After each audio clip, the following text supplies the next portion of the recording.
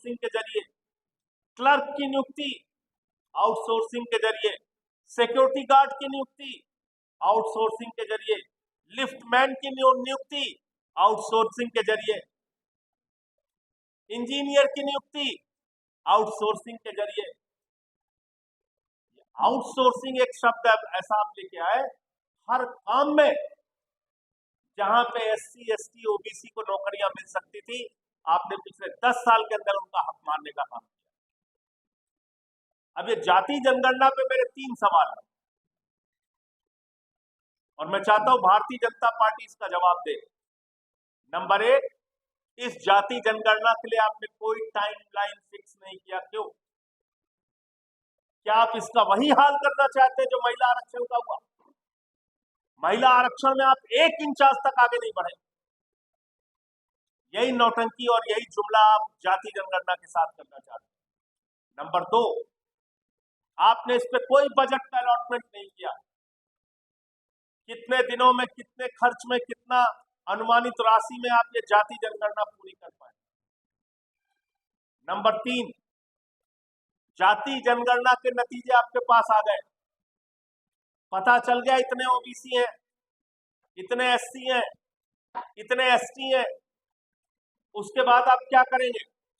क्या सरकारी योजनाओं में मिल रहे लाभ की संख्या आप बढ़ाएंगे? क्या देश भर में जो आरक्षण की व्यवस्था है, जिस पर इंदिरा साहनी के जजमेंट में सुप्रीम कोर्ट ने रोक लगा रखी है कि 50% से ऊपर आप आरक्षण कर ही नहीं सकते, क्या उसको लेकर आप कोई कानून लाएंगे? क्या आरक्षण बढ़ाएंगे आप? आपका आगे का रोडमैप क्या है? सिर्फ आपने जाति जनगणना करेंगे घोषणा कर दी, काम खत्म। क्योंकि इस देश में जिस राज्य सरकार ने भी 50% से अधिक, तमिलनाडु को छोड़ दीजिए, तमिलनाडु एक अलग तरीके का राज्य है जहां पे आरक्षण की व्यवस्था पहले से लागू थी। तमिलनाडु के अतिरिक्त जितने भी राज्यों ने 50% से अधिक आरक्षण देने का प्रयास किया, सुप्रीम कोर्ट ने उस पर रोक लगा दी। तो डॉक्टर लोहिया का नारा था, सोशलिस्टों ने बांधी गांठ पिछले पांव 100 में 60। तो इसका मतलब वो 60% आरक्षण की वकालत उस समय करते थे, 50 और 60 के दशक में। आज तो पिछड़ों की संख्या उससे बहुत ज्यादा हो गई। तो उस आरक्षण की लिमिट को बढ़ाने के लिए आप क्या करें? नंबर 1, काशीराम जी ने कहा, जिसकी जितनी संख्या बाहरी उसकी उतनी हिस्सेदारी। उस हिस्सेदारी को बढ़ाने के लिए आप क्या करें? क्या रोड मैप है आपके पास? ये इस बात को देश जानना चाहता है। बिहार के चुनाव में जुमलेबाजी तो आप कर सकते हो, लेकिन विपक्षी दलों की ये जिम्मेदारी है कि जाति जनगणना का विरोध किस तरीके से भारतीय जनता पार्टी ने किया था और सिर्फ चुनावी फायदे के लिए ये इस बात की घोषणा कर रहे हैं, पहलगाम से ध्यान भटकाने के लिए घोषणा कर रहे हैं, इस बात को भी बताने की जिम्मेदारी आप सबकी है। और मैं उम्मीद करता हूं कि आप लोग ये बात जनता के बीच में जरूर पहुंचाएंगे, क्योंकि मैं देख रहा हूं एक तरफा गुणगान भाजपाइयों का हो रहा है। जो लोग कल तक विरोध कर रहे थे उनका गुणगान हो रहा है सारे टीवी चैनल पे। जो बेचारे टीवी चैनल के एंकर जाति जनगणना पे उल्टा सीधा बोल रहे थे, अब उनको तारीफें करनी पड़ रही। तो ये भी एक बात है। कल और परसों 2 दिन, 3 और 4 तारीख को आम आदमी पार्टी का प्रयागराज में 2 दिन का प्रशिक्षण शिविर, संकल्प शिविर के नाम से हम लोग आयोजित करने जा रहे हैं, जिसमें अलग अलग विषयों पे हमारे पार्टी के वक्ता अपने विचार रखेंगे। हमारे जिला अध्यक्ष, प्रकोष्ठों के अध्यक्ष, प्रांतों के अध्यक्ष, ये सब लोग उस शिविर में शामिल होंगे। प्रभारी अध्यक्ष, महामंत्री सब लोग रहेंगे। और ये 2 दिन का एक महत्वपूर्ण शिविर, जिससे हम कुछ आत्ममंथन करके उत्तर प्रदेश की राजनीति को आगे कैसे बढ़ाएंगे, उसके बारे में कुछ चर्चा करेंगे। मैं फिर दोहरा रहा हूँ, ये जाति जनगणना पे ज्यादा ढोल पीटने की जरूरत नहीं है। ये चुनाव के लिए, बिहार चुनाव के लिए किए गए एक जुमले के समान है। और वो पार्टी जो महिला आरक्षण पे 1 इंच नहीं बढ़ी, वो पार्टी जिसने पिछड़ों का, दलितों का, आदिवासियों का हक मारा है, वो पार्टी जिसने इसी उत्तर प्रदेश के अंदर 69,000 शिक्षकों की भर्ती में ओबीसी के आरक्षण में घोटाला किया था, वो पार्टी जिसने 100 साल के अंदर आज तक जिसकी मातृ संस्था का एक भी प्रमुख आरएसएस का दलित, पिछड़ा और आदिवासी नहीं हुआ, वो कभी भी दलितों, पिछड़ों और आदिवासियों के भले के लिए काम नहीं कर सकते हैं। ये निजीकरण के जरिए सरकारी विभागों में मिलने वाले आरक्षण को समाप्त करने वाली पार्टी है। जाति जनगणना इनका एक जुमला मात्र है और कुछ नहीं है। मुझे इतनी बात कहनी थी। आपका कोई प्रश्न हो तो आप समाजवादी पार्टी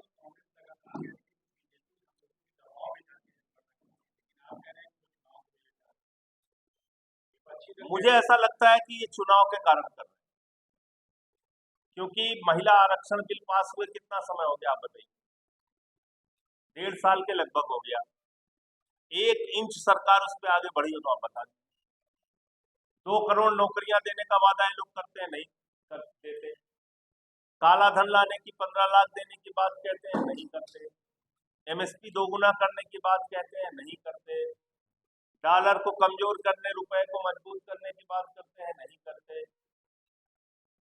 तो भाषण ही तो देना है इनको। तो जाति जनगणना पे भी एक अच्छा खासा भाषण दे दिया उन्होंने। कैबिनेट का डिसीजन हो गया, अब इंतजार करते रहिए, अगले जन्म में हो जाएगा। तो ये सवाल है। अब मैं किसी भी दल के बारे में कोई टिप्पणी नहीं करूंगा, लेकिन मैं ये कहना चाहता हूं कि आप इनकी तारीफ करने में जल्दबाजी कर रहे हैं। इनको पहचानिए, ये लोग कैसे हैं। इन्होंने क्या किया 10 साल में आरक्षण के साथ, ये रखिए ना देश के सामने। मैंने जितने आंकड़े पढ़े हैं, अगर इसमें से कोई गलत हो तो आप मुझे बताइए।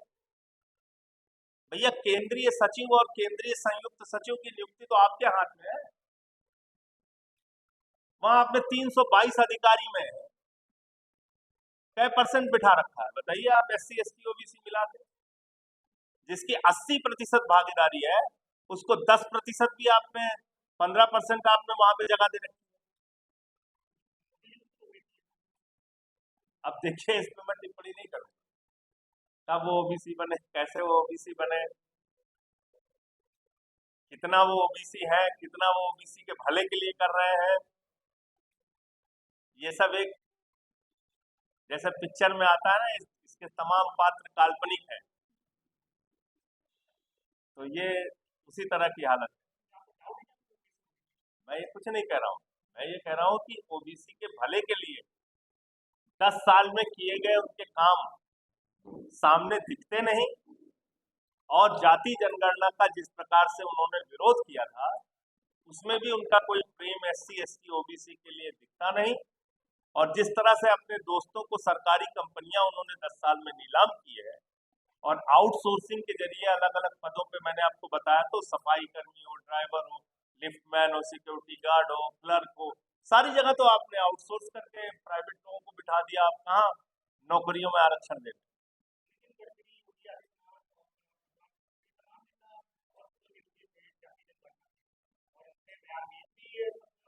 तो अचानक क्यों हृदय परिवर्तन हो गया? बिहार का चुनाव है, बिहार के चुनाव में जाति जनगणना एक बड़ा मुद्दा बनता, इसलिए उन्होंने एक झुंझुना पकवा दिया है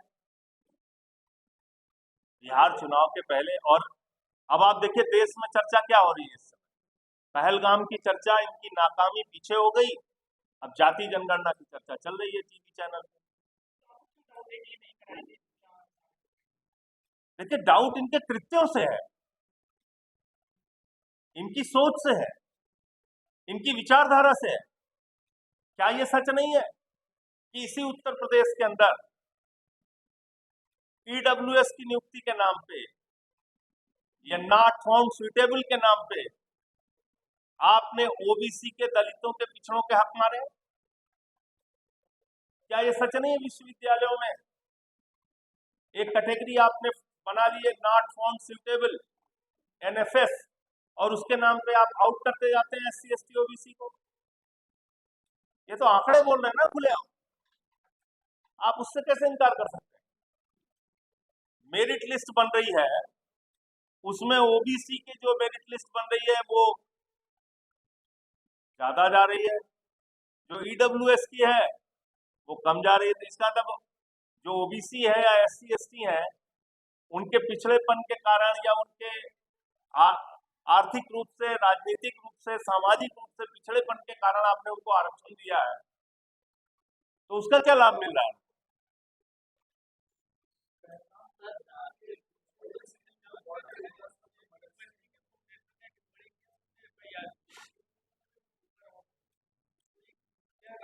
देखिए, इनको लड़ना चाहिए था पाकिस्तान से, ये यहाँ पे लड़ रहे हैं 4 PM वाले संजय शर्मा से, उनका बंद करा रहे हैं चैनल। इनको लड़ना चाहिए था पाकिस्तान से, ये लखनऊ यूनिवर्सिटी की एक प्रोफेसर मेडुसा पे उस पर FIR करा रहे हैं। इनको लड़ना चाहिए पाकिस्तान से, तो ये घूम घूम के पत्रकारों को धमकाने में, TV चैनल को, YouTube चैनल्स को धमकाने में लगे हुए हैं। इसलिए मैं ये कहता हूँ, ये सिर्फ संजय शर्मा का सवाल नहीं, आप दूसरे चैनल्स पे बातें शुरू करेंगे। भैया आप मुझे बताओ ना, वहां पर सिक्योरिटी फेल्योर हुआ नहीं हुआ? 2000 लोग अगर उस घाटी में मौजूद थे, वैसारन घाटी में, तो वहां सुरक्षा क्यों नहीं थी? पुलिस क्यों नहीं थी? सेना के जवान क्यों नहीं थे? खुफिया तंत्र को जानकारी क्यों नहीं थी? पाकिस्तान का आतंकवादी 200 किलोमीटर सैर करते हुए आया और मार के हमारे लोगों को चला गया। 27 निर्दोष लोगों की हत्या कर दी उन लोगों ने, धर्म पूछ पूछ के मार दिया, और आप कह रहे हो कि नहीं नहीं साहब कोई बात नहीं, हम जो भाषण दे रहे हैं वो सुनिए आप। पीओके वापस लीजिए, आप तो कहते हो ना, पूरा देश कहता है पीओके से आतंकवाद को पोषित किया जा रहा है, वहां से केंद्र बना के हिंदुस्तान में घुसपैठ की जाती है। तो आप पीओके को कब्जा में लीजिए अपने, कौन रोक रहा है आपको? खुद सरकार ने सर्वदलीय बैठक के अंदर ये कहा 20 अप्रैल को बिना जानकारी के वो जगह खोल दी गई। मैं सर्वदलीय बैठक में मौजूद था। मैंने कहा क्या मजाक बना रखा है आप लोगों ने, कैसी बातें आप कर रहे हैं? इतने संवेदनशील जगह को आपने बिना किसी जानकारी के खोल दिया और आपको पता नहीं चला। फिर पता चला कि नहीं, वो झूठ बोल रहे थे, दरअसल 20 अप्रैल नहीं, पूरे साल भर से वो जगह खुली। तो सर्वदलीय बैठक में भी केंद्र की सरकार झूठ बोल रही है, गलत जानकारी दे रही है।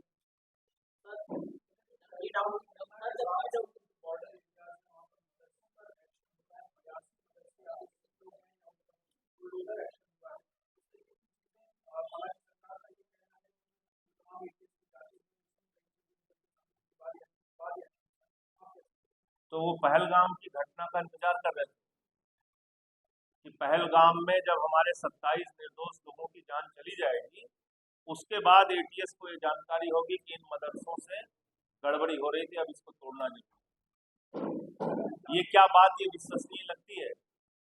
इसका मतलब अब तक आप सो रहे थे, उन मदरसों में गड़बड़ी हो रही थी, आपको तब पता चला जब 27 लोग हमारे पहलगाम में मार दिए। इसके पहले आपको पता नहीं चला।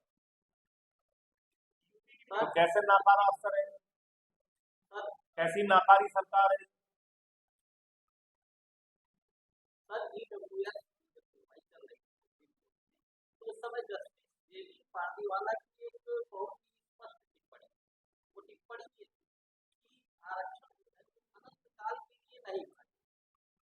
तमाम राजनीतिक दल OBC और अदर आरक्षण की वकालत करते हैं। क्यों सारे राजनीतिक दल सुप्रीम कोर्ट का सम्मान करते हैं?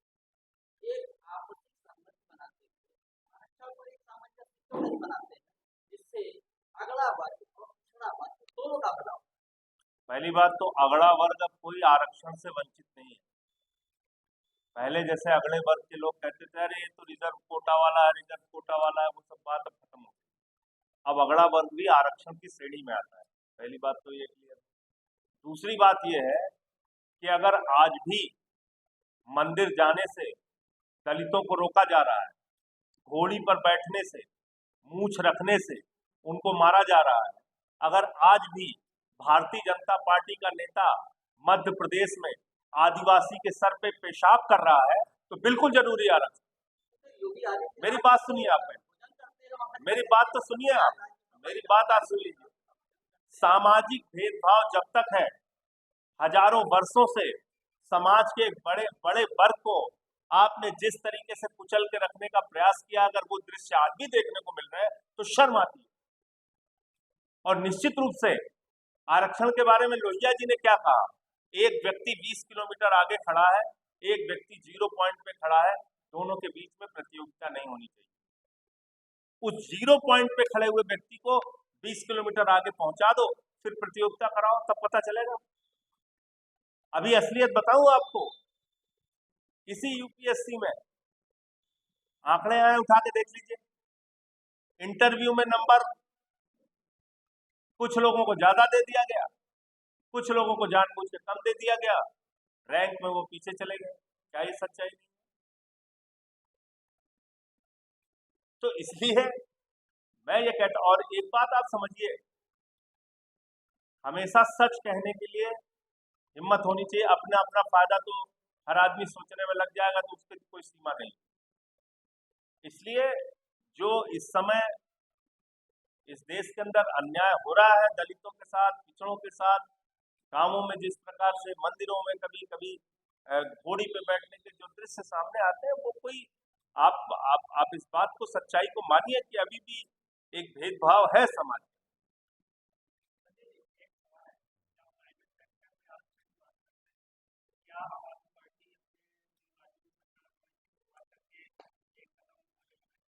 भैया, मोदी जी के सबसे करीबी जो मित्र हैं अडानी साहब, उनको तेल दे दिया, बिजली दे दिया, पानी दे दिया, गैस दे दिया, कोयला दे दिया, सड़क दे दिया, पोर्ट दे दिया, एयरपोर्ट दे दिया, आकाश से लेकर पाताल तक सब कुछ दे दिया। पहली शुरुआत देश के प्रधानमंत्री इस दिशा में करें और बात करें अपने पूंजीपति दोस्तों से, उसमें सभी राजनीतिक दलों को आमंत्रित करें। ऐसे हवा में कोई बात कह के काम नहीं चलता है, इसलिए सबको बुलाइए, सबसे बातचीत करिए और कैसे उनको हिस्सेदारी दी जा सकती है उसके बारे में सामूहिक निर्णय लेके आगे बढ़िए। जब आप सरकारी कंपनियों का निजीकरण कर रहे हैं तो आप आरक्षण को खत्म कर रहे हैं। मैं दोहरा रहा हूँ इस बात। धन्यवाद।